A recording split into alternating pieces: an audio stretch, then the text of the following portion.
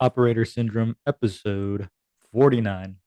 We're back. We're talking about the book War by Sebastian Junger. We're also talking about the movie documentary Restrepo that pairs with that book, and then Tim Hetherington's um, dang, what is it again? It's called Infidel.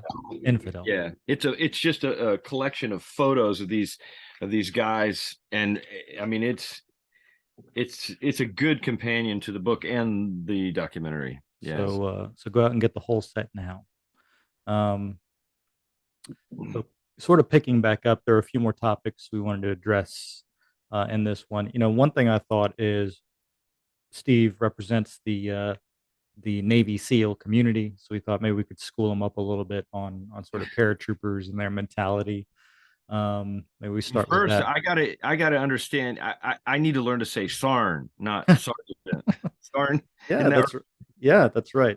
Actually, like you can always tell like a weirdo if they actually enunciate sergeant correctly. That person's either being sarcastic, right? they're being goofy, or they've They're in got the like Navy.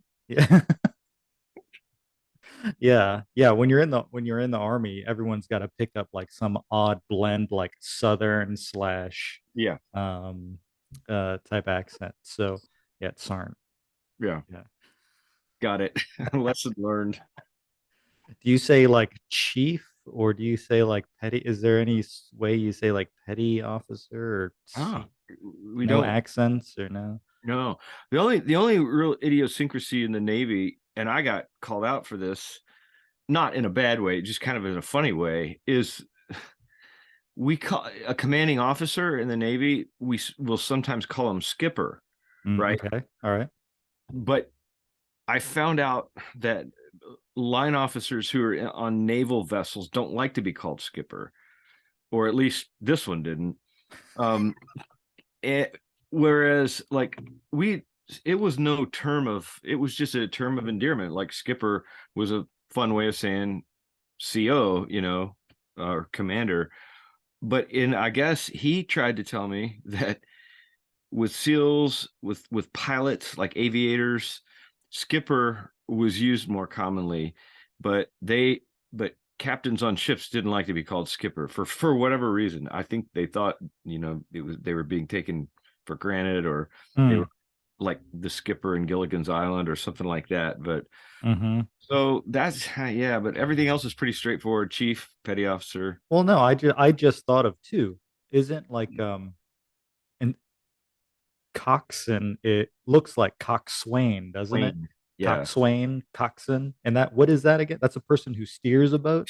Yeah, drives a boat, steers a boat. Yeah, coxswain Okay. would be a driver. Yeah, and And then boat. I know it's bosun, right? Bosun, boatswain mate. Yeah, is it boatswain? Is that also boatswain? Is that yeah, you can say boatswain's mate. bosun? But another one is gunnel. It looks like gun wall, Oh yeah, yeah. So actually, yes, the Navy has a lot of those, and forecastle. It looks like forecastle, but it's forecastle. but they don't actually use forecastle, or maybe they do. Yeah, they do a lot. Okay, all right. Yeah, but whatever. Well, there was a good Well, tangent. I didn't spend enough time on a ship to be quizzed I was on gonna that. s- I was gonna Thanks. say I don't know if you're really the authority on Navy boat ship terminology, but we'll pretend like it. At least here you are, so Yeah. that's counts for something. Okay, paratroopers. What about paratroopers? They're an interesting bunch. Um, a lot of great history, American paratroopers. Um, going back to World War II, obviously.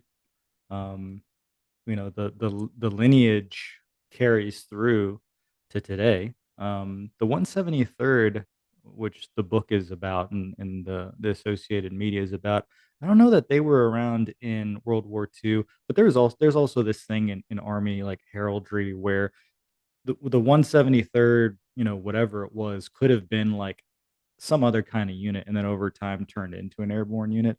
But I don't know. Actually, wait, does the book say that it was around in World War II? Didn't they jump into like the Philippines or Luzon or one of those things?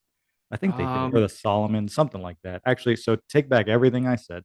I think the 173rd was around in some way in World War II, and they were in the Pacific Theater, and I should have yeah, remembered. I think that's right. I Yeah, think that's right. Definitely World War II, and maybe even a little earlier than that. yeah. For example, the 82nd Airborne, which is another one, it was just the 82nd Division, the 82nd Infantry Division. What was it? Sergeant York. He was like a famous Yeah. American World War One soldier. I think he got like multiple medals of honor or something like Right. that. Yeah. He was in the 82nd before, obviously, World War One before there were airborne divisions. So, Right.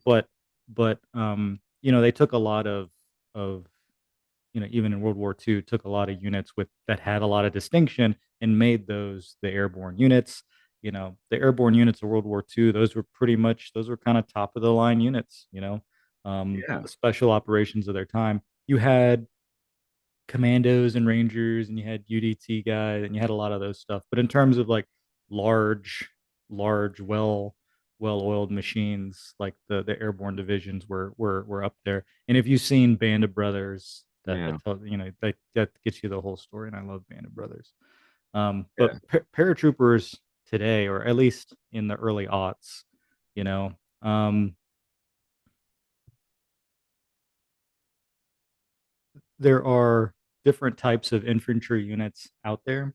Again, at the time, I'm going to speak in generalities. And first off, I have respect for everyone that served.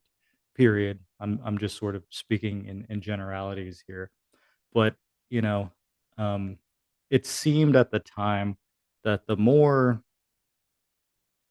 schools or the more selections you put yourself through, um, the the thought at the time was like the higher caliber of soldier you'd get to work with, right? That's sort of like the general principle. So stereotypes would be that in a mechanized infantry unit, so these are units where you're riding in Bradleys, doing combined force operations with armor, tanks, those type of things. That was pretty much like your very basic sort of infantryman. um, and then maybe striker units were sort of alongside that. Um, and then as you elevate, um, maybe like your air assault, we only had then. I think we only have now one air assault division. Air assault being like helicopter mobile divisions focused on those type of operations. And then your paratroopers were kind of like for the conventional military. That's pretty much like the peak of the conventional military. And there was in the paratrooper units, the airborne units, you'd start to see some blending into the special operations world, just because all special operations units are airborne, right? They do parachute missions, and then as I described before, like a lot of times there would be sort of a back and forth from a leadership perspective. It's not Right. very common on the enlisted side, except for people way up there, you know, sergeants Yeah. major, but sergeant majors. They, except for those higher leadership echelons, sort of at the mid and lower levels, you're pretty much stuck to one side. But in the leadership officers, you see some blend over there.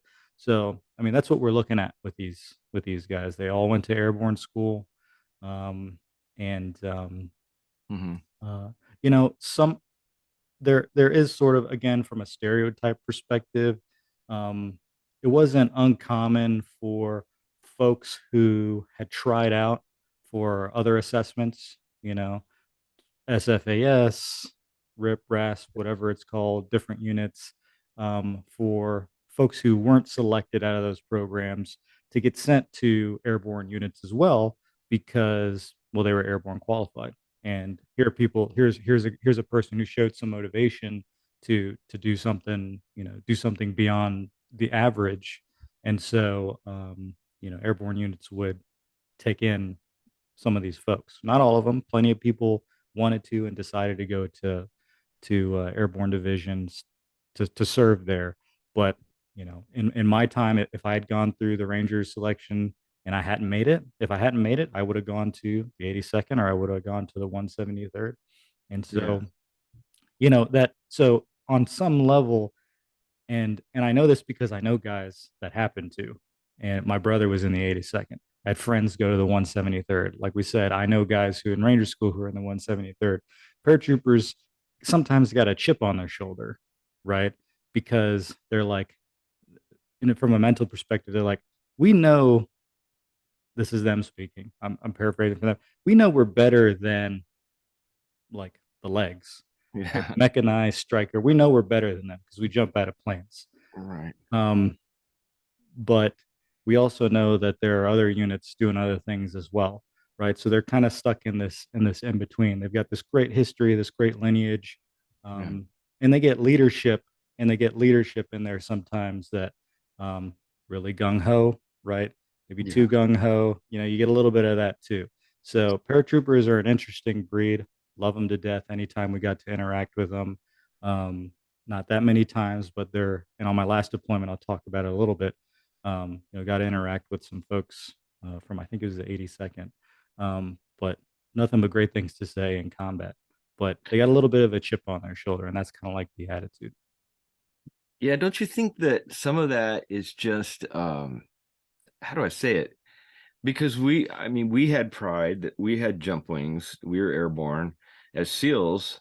Um, when you think of the history of warfare and in modern warfare, there really other than World War II, there have not been very many airborne operations. It's pretty rare if you think about it. There have been some here and there.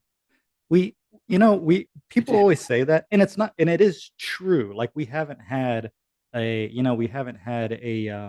Saint Mira Gleese. yeah, we haven't had, what do they call it? We didn't have like the jumps in Normandy or Market Garden Yeah, or all those nothing. things. No. That's true, but the jumps after that, there are lots of jumps in Korea, right? Okay. Um, Okay. Lots of jumps in Korea, and it seemed like maybe that was more company level. It truly is the forgotten war because even I haven't read that much about it. Yeah. But so you've got the company-esque jumps in Korea, Vietnam, the 173rd. I think the book says that the 173rd That's right. was the only unit to do a mass tactical combat jump in Right. Vietnam. So you got them, the brigade. What about after that? You've got Panama. So you got the Rangers that jumped in Panama, but the 82nd was a part of that too. Panama, Grenada before that. That was just Rangers though, Yeah. jumping.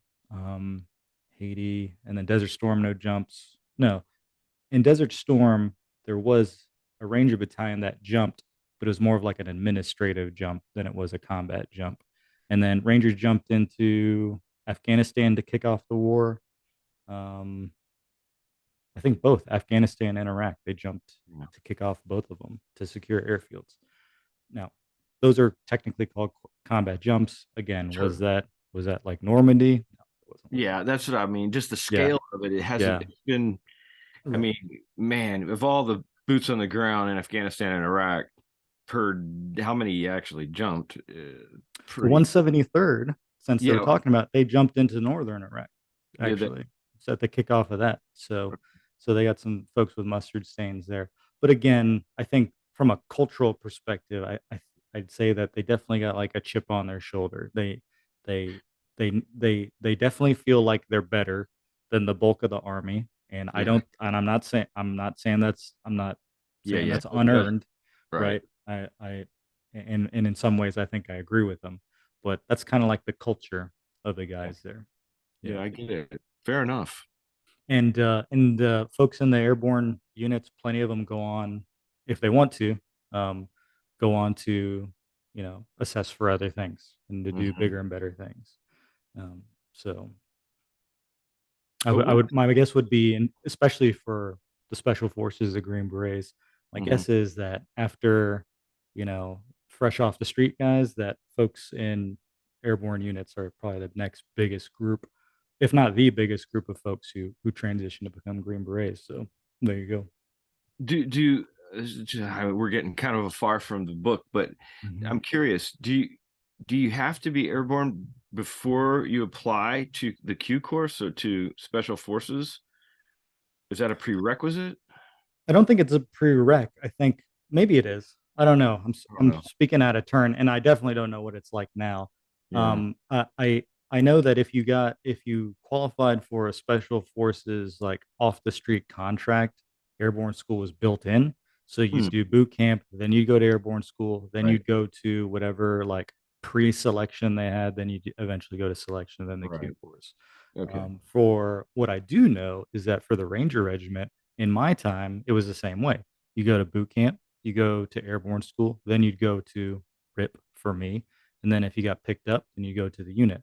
However, um, what they were seeing was a lot of folks because airborne school slots it ebbs and flows.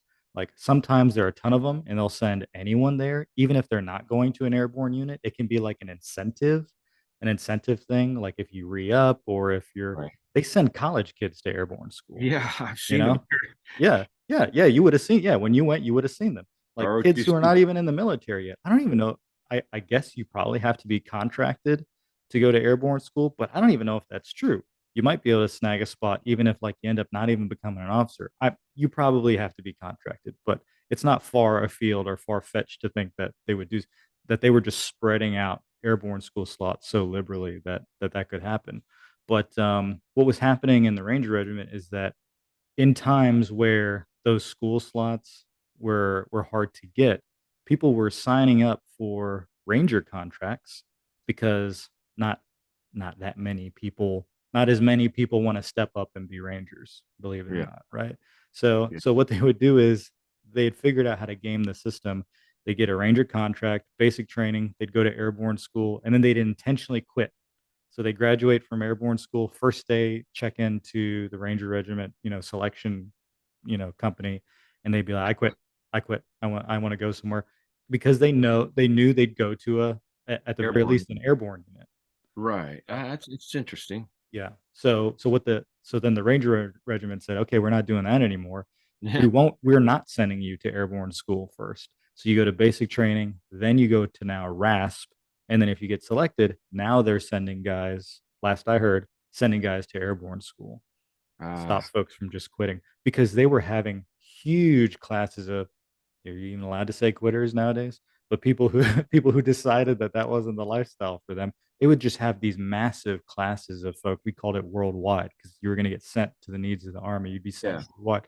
They would have these massive classes of folks who were just transitioning off to some other unit. And sometimes it sounded like that some of those classes were of folks waiting around to get sent off were bigger than the folks waiting to get into a class or in an actual, selection class.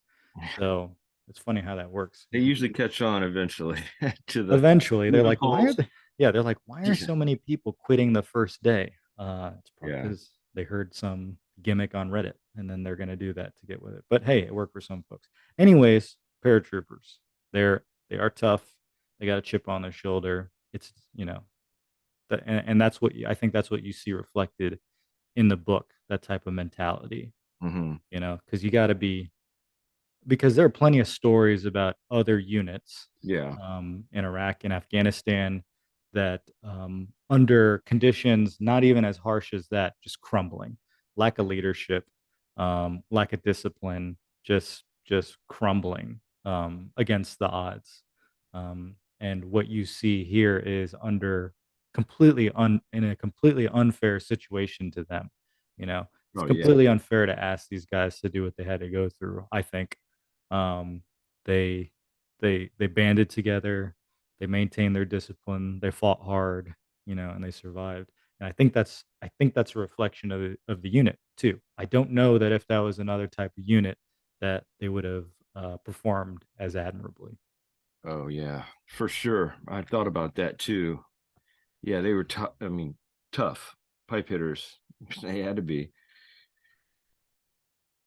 I was thinking too, kind of big picture on war.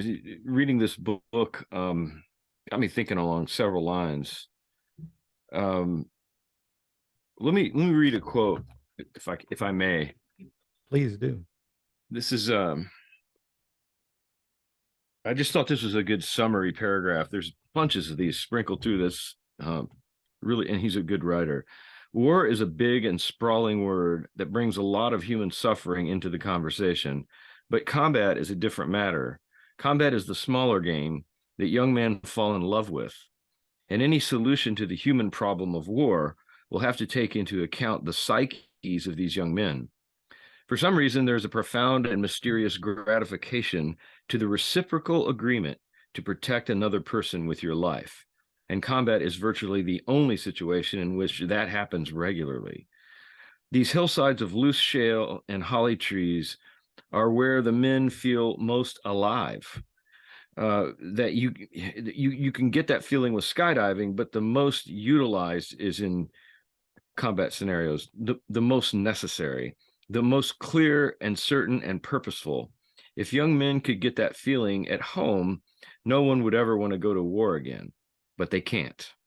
So here sits Sergeant Brendan O'Byrne, 1 month before the end of the deployment, seriously contemplating signing back up. And O'Byrne quotes, "I prayed only once in Afghanistan," O'Byrne wrote me after it was all over.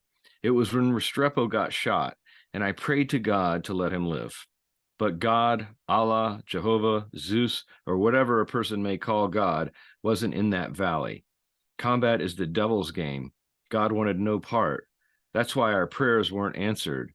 The only one listening was Satan." End quote.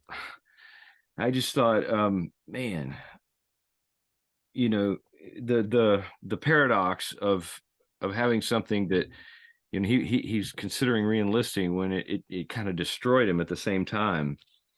Kind of, I don't know, the snake eating its own tail. Just, I don't know, just the complexities of war, the addiction that it can become. I don't know. What are your thoughts? I mean, we're gonna talk about transition from the Yeah. military very soon. We're getting really close, but um, I think that goes to show for anyone. I think that I've heard plenty of I've heard plenty of people hide behind, and I'm not saying that's what this. I don't know this guy. I'm not saying that's what he said. What he said or what his intent is. Um, or that's even what that passage is saying. But, you know, in terms of like leaving the military, I think that goes to show that for those of us who were around when there was a lot of stuff going on, um, it could be that transitioning out of the military and going out on your own is so scary that uh, that it competes with life and death situations. Even like here's a guy or people like him who experienced the worst that Afghanistan had to offer, and maybe part of it was the idea of leaving the military was still as scary of a Mm-hmm. concept, if not that any of us who were in ever would think of it that way, because all we anyone who's ever been in, anyone who's ever been enlisted for sure, has ever thought about counting the days until they get out. Yeah. Everyone who's in knows the exact day that their contract ends. Right. You know, they know the exact day. It's like a prison. In a lot of ways, it's kind of like a prison sentence. It is. It is sort of. And I never, did I actually meet folks who were just so addicted to combat or the experience of combat that they continue to re-up for it? No. I have never met anyone who is just so enamored with combat that I've met guys who loved what we did as a job. They wanted to do bigger and better things, or they loved the camaraderie, they loved the unit, all those type of things. But I've never met anyone who's just so wrapped around the axle when it came to combat. Right. They just had to keep feeding the beast, That Yeah. I've heard people talk like they did, but Yeah. I never believed it. Mm-hmm. So there's probably a lot of things going on, in a person's head at that moment. Yeah. I think that's right. I would agree about the combat side of it. I wonder if it's more of an issue of purpose. I remember when I got out, I moved to Hawaii thinking, now, well, I'll get into my story, lay down the road, but moved to Hawaii weirdest time of my life, just weirdest feeling. I'd gone from, I was respected. I had just gotten orders to Dev Group, to Green Team, and here I am all of a sudden working construction. I wanted to go to the University of Hawaii, but found out my GI Bill wouldn't cover that one because it was out of state and way more expensive.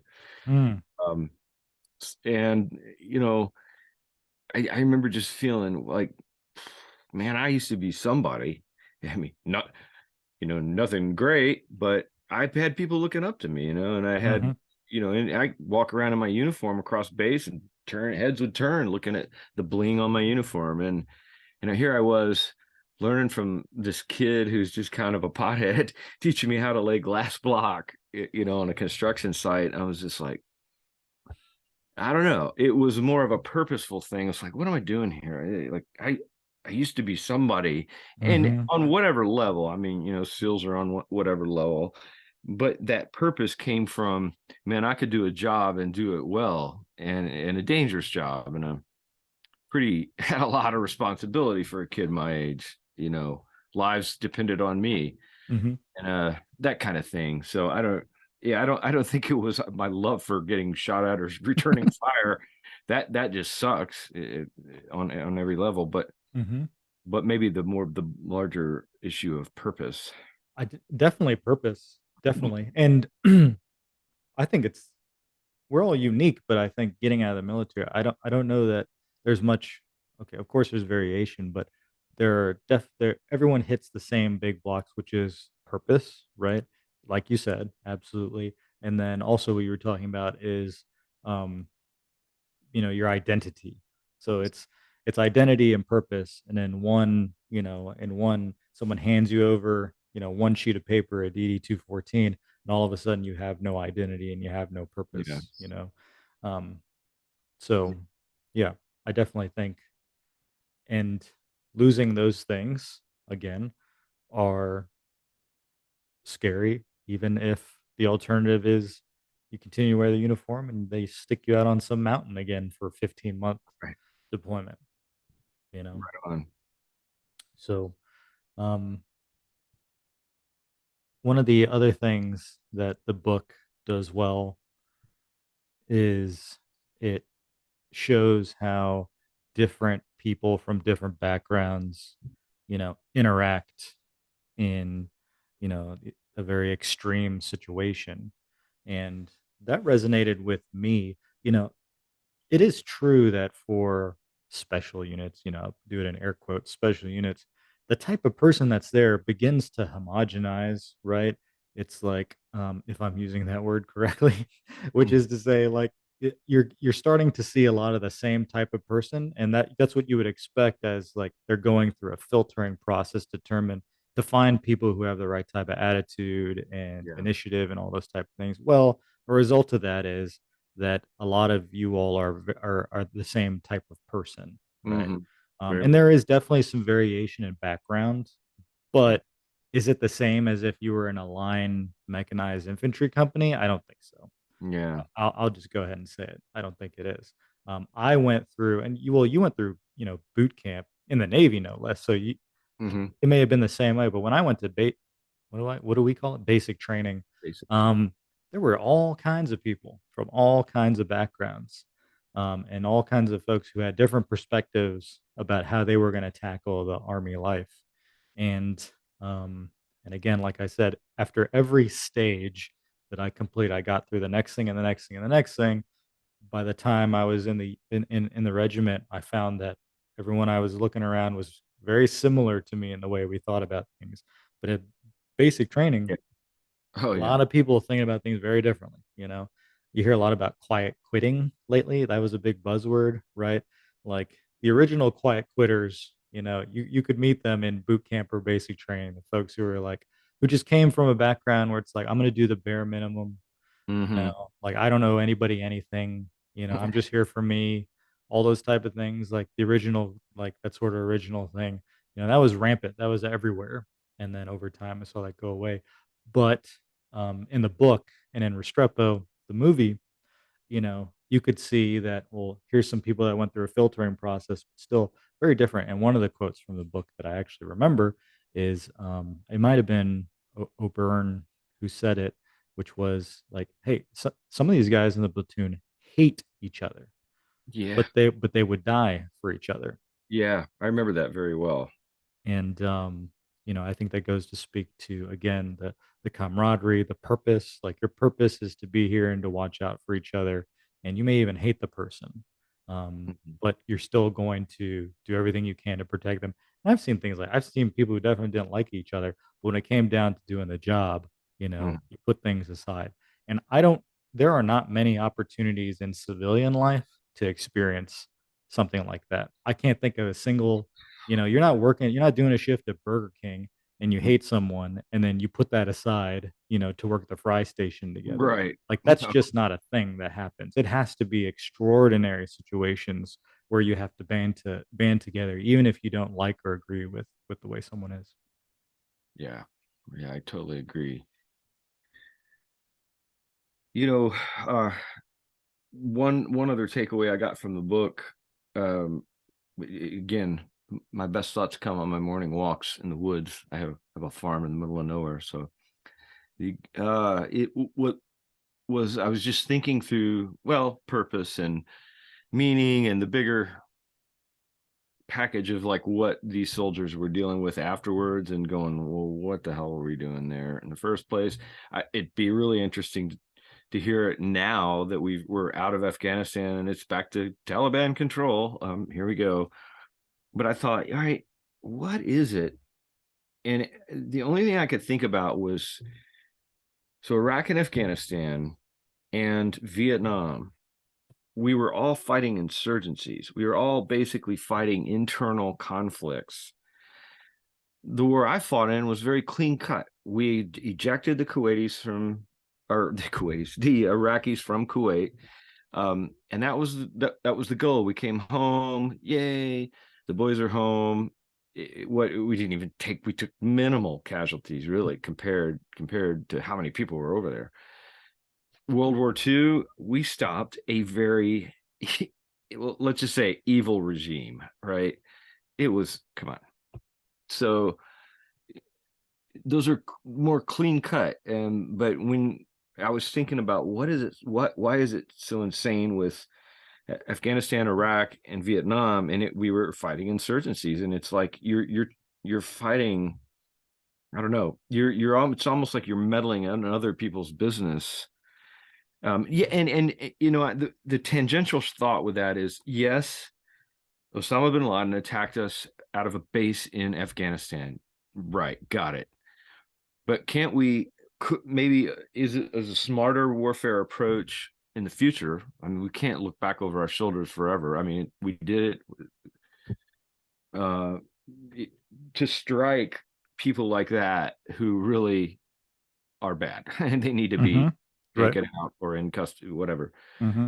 Can strike over the horizon with elite units that can go in and just, we to put, to try to change an ideology that's been there for thousands of years, Mm-hmm. and a way of life that we don't, let's face it, we don't understand. I'm not i'm not casting stones, just say I don't understand that way of Right. life. Yeah, I don't know. I couldn't agree more. The one difference for me that I pick up on is that, as opposed to Vietnam, and you can correct me, someone else can correct me. I don't know. Maybe I don't know my history well enough. But we could have called it at certain times in Afghanistan and Iraq, and we could have walked away with something we could have called a win, and we didn't. Mhm. We stuck around to nation build and to, imbue our values into these countries. And that's clearly, it's 2020, end of 2022. Seems pretty clear where we dropped the ball, where we should have, we accomplished what we wanted to do, and then we just kept going and kept spending money and lives. Um, so, um, for Afghanistan, when the Taliban fell, but then again, who do you hand it over to? For Iraq, you know, now we know probably shouldn't have done that to begin with. Pretty loose loosey goosey case for that. Yeah. Um, but should we have disbanded, the entire like military security apparatus after that? Was that a good idea? Most people, I think not. Now looking back on it, was that necessary? So there did seem to be like times where we could have called it. We could have ended a military operation, called it a win, which they were in both cases. We were Yeah. very Sure. effective in the military operations. It was once we transitioned into nation building and Right. all that type of stuff where things started to we started to lose inertia. Yep. So, but you know, someone who runs a history podcast, I guess they'll tackle those problems. Um, we got 2 minutes. You want to show that knife real quick? We'll, we'll end it on a high. Absolutely. I can't wait. 2 minute. I'll, We Yeah, we were talking about knives once, and a couple episodes back, and Steve mentioned a knife. Go ahead, bust it out.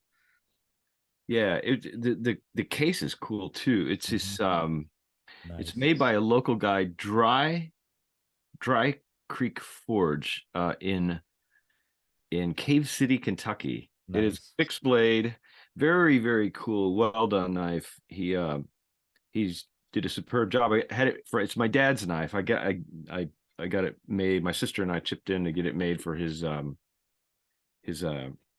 wedding anniversary, his 50th wedding anniversary. So nice.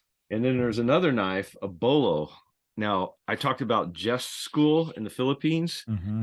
These Negrito natives built these out of leaf springs off trucks, and they could slice through like nobody's business. Huge bamboo trees, and I used that design to have a Kentucky knife builder build this what I call a super bolo. Nice. It's made out of CPM 154 stainless with a Kydex sheath. So this is my end of the world zombie apocalypse. It's just in my go bag because you can chop down a tree with it. It's like seriously the sharpest knife I've ever seen. Uh, there you go. There are the knives. We're out of time. We'll catch you on the next one. Bye.